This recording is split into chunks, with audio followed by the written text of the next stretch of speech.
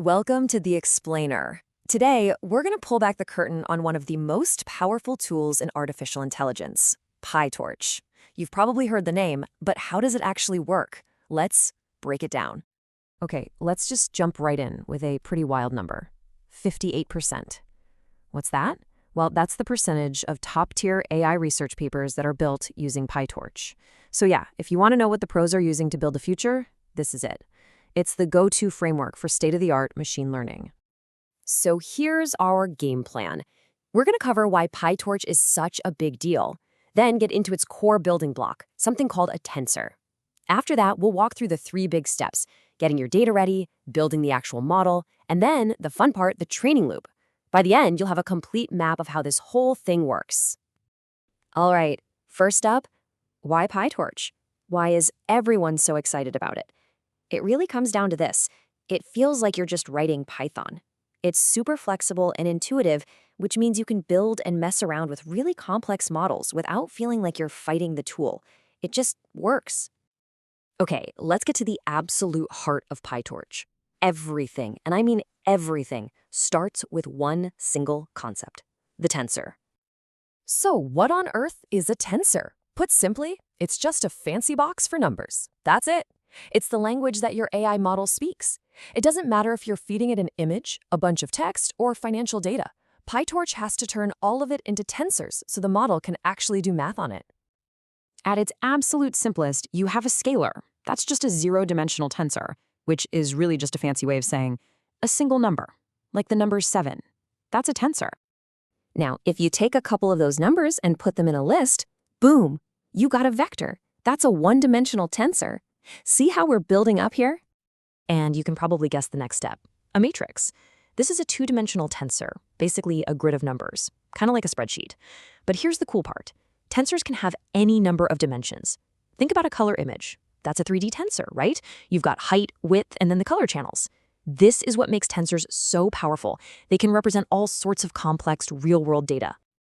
Okay, so we get it. Everything has to be a tensor.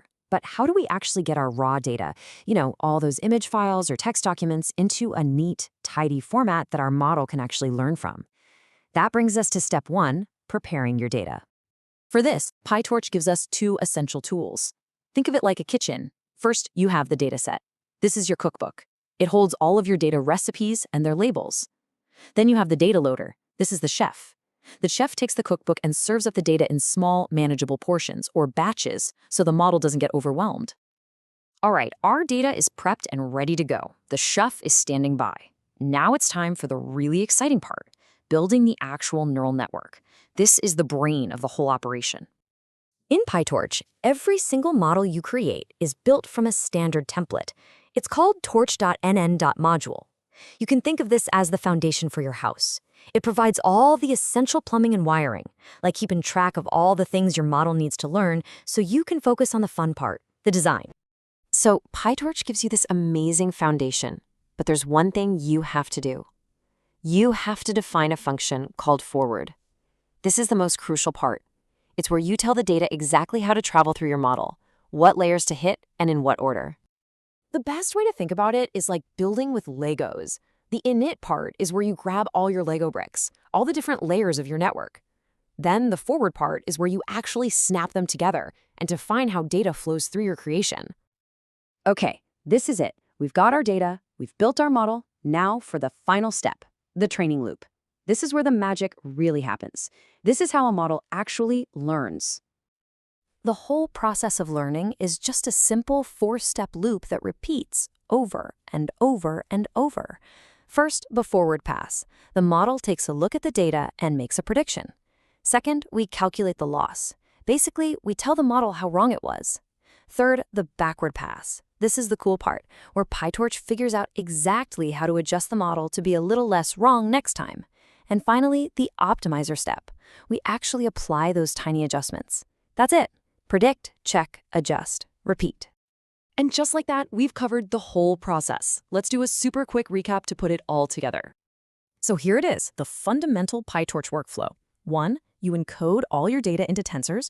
2, you use a data set and data loader to serve up that data in nice, neat batches. 3, you build your model's architecture using nn.module as your base. And 4, you run the training loop to teach your model, making it just a little bit smarter with every cycle. So there you have it. That's the complete mental map of PyTorch, from a single number in a tensor all the way to a fully trained model.